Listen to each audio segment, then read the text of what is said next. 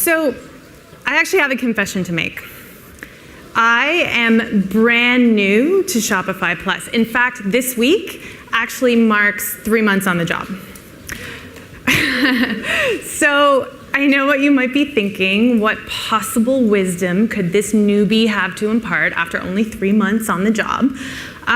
Well, what I really want to do today is actually answer the first question that I had when I joined Shopify Plus, which was, who is the Plus merchant?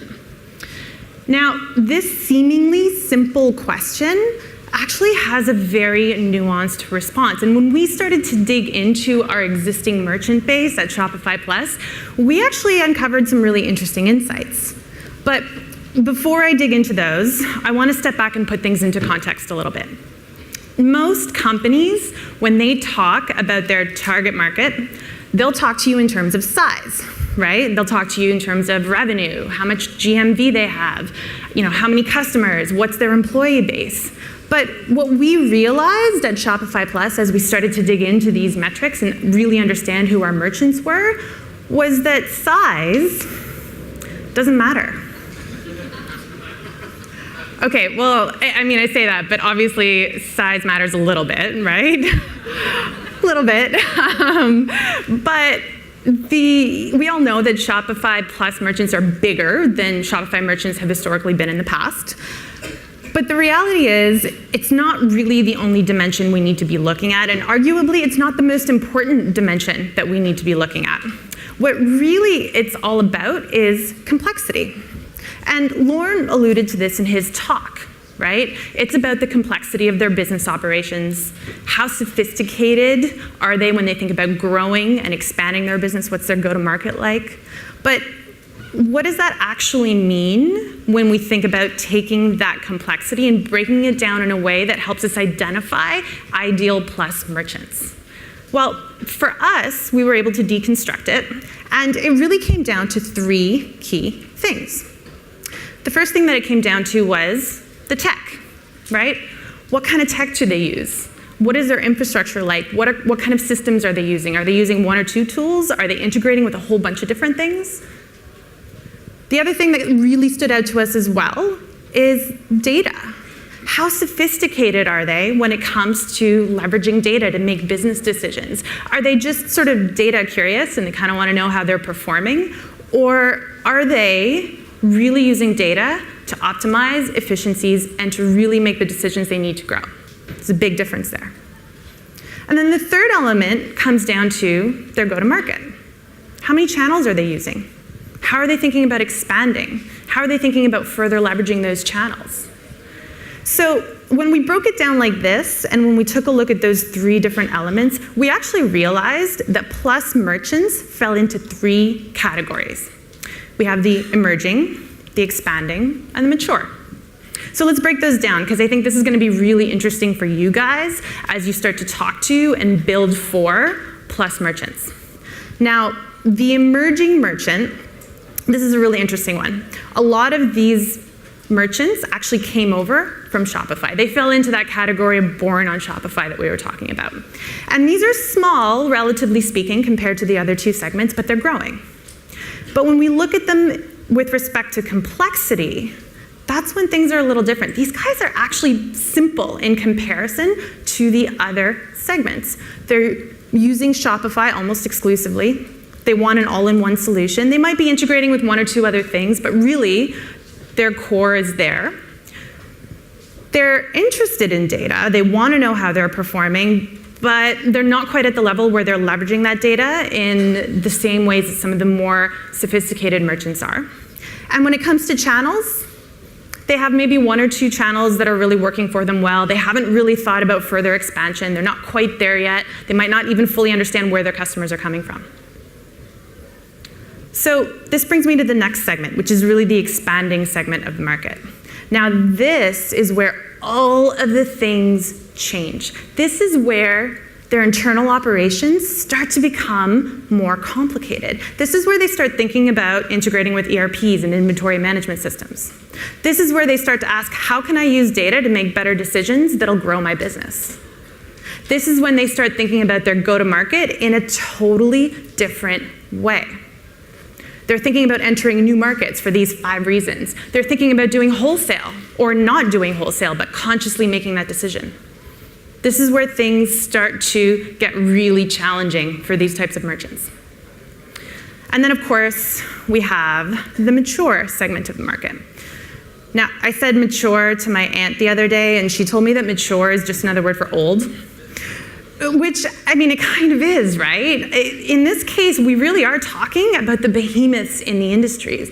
The Budweisers, the Nestles, the really big guys have been around for a while and are leveraging enterprise software.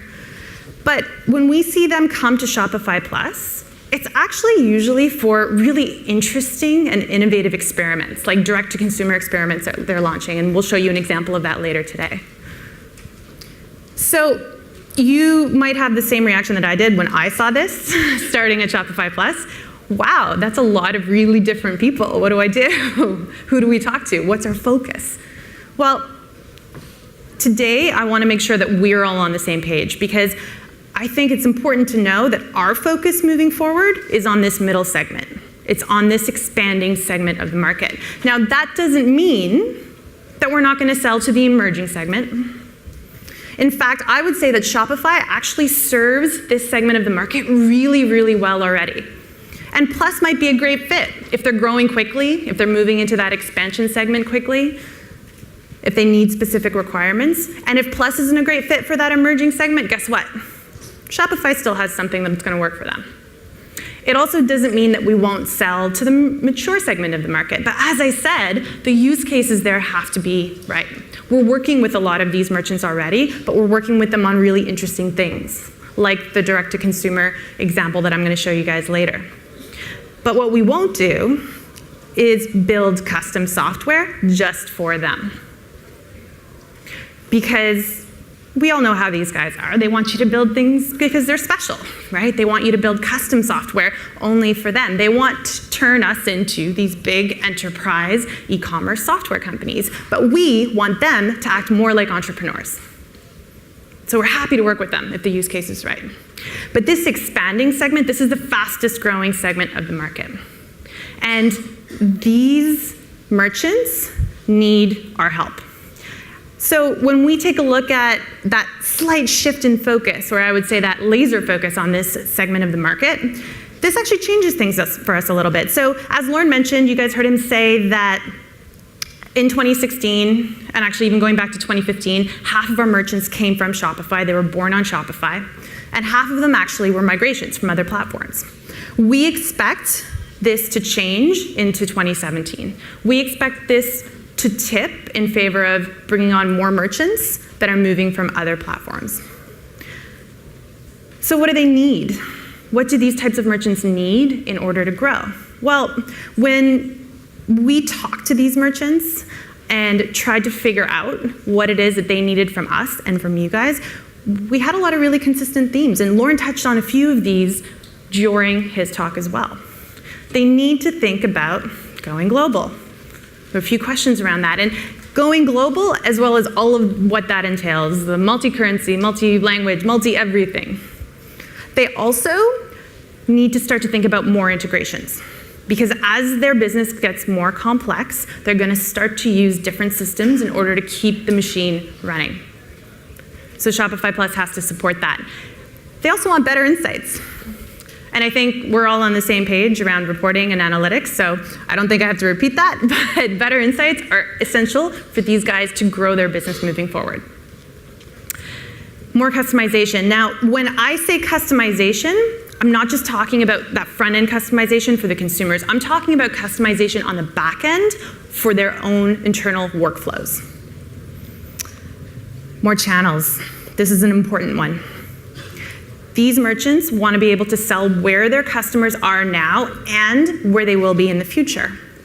They want to be able to leverage social. They want to level up their game when it comes to mobile. You'll hear more about that today. They want to experiment with new channels, maybe even wholesale.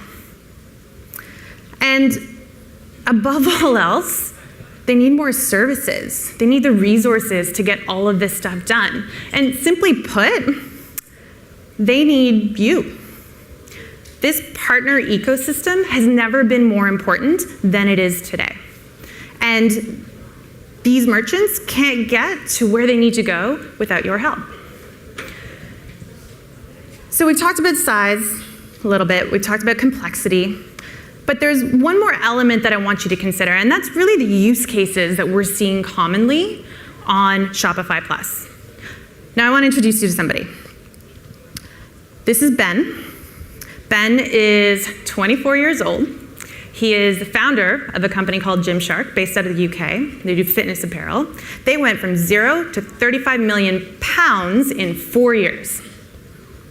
Pretty impressive growth, right? And as you can imagine, they hit all of the bumps and challenges that you can think of when you're scaling at that level and when you're hitting that kind of growth. But rather than me sit here telling you about it, I'm actually going to let Ben tell you about it. I started Gymshark when I was 19. We didn't have any money to buy any product, so we used a Shopify website to dropship supplements from other vendors. Once we built up enough money, we bought a sewing machine and a screen printer and started hand making the clothes ourselves. We spent like 12, 18 months sort of, working non-stop, making the clothes ourselves. So the first year when we were hand making everything, I think we did around £400,000. And then this year we're going to finish on around £35 million. So after a few years in the business, there was some things that we wanted the website to do. Shopify Plus wasn't out, so we moved to Magento. It took about between 9 and 12 months to build the website. By the time the website was finished, we doubled in size and the website just didn't suit us whatsoever. So we launched on the Magento website after months and months and months of planning, tons of cost, and it just didn't go very well. I think the biggest problem that we had in one word would be instability. We just didn't trust the platform, and I think fundamentally when you don't trust the platform you're working with, then there's sort of no coming back from there. We have huge traffic spikes because we have such a strong sort of core consumer and fan base. They all hit the website and it just crashed. And it wasn't about the fact that we'd lost the sales, it was just the fact that the fans was just so annoyed and they couldn't get what they wanted.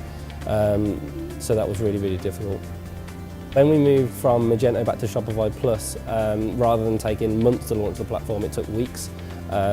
And it was just awesome. I mean, we could concentrate on what we're really good at, which is our customer, our brand, and our product. It's a good thing that we went onto Magento because otherwise we'd probably take a lot of what Shopify does for granted, if that makes sense. Like we've been there where we've been making sure that every module works, and we've done all the messing around with that, making sure that our servers are fully loaded and we've got backup servers and just everything like that. Whereas, there's just something to be said for something that works. There's just something to be said for something that works. I think that's my favorite quote. And if there are any entrepreneurs in the room, don't those tweets just get you right here, those angry tweets from customers, every time I see it? So Ben's story of high growth, high volume merchant experiencing all of these challenges is one we're seeing very frequently on Shopify Plus.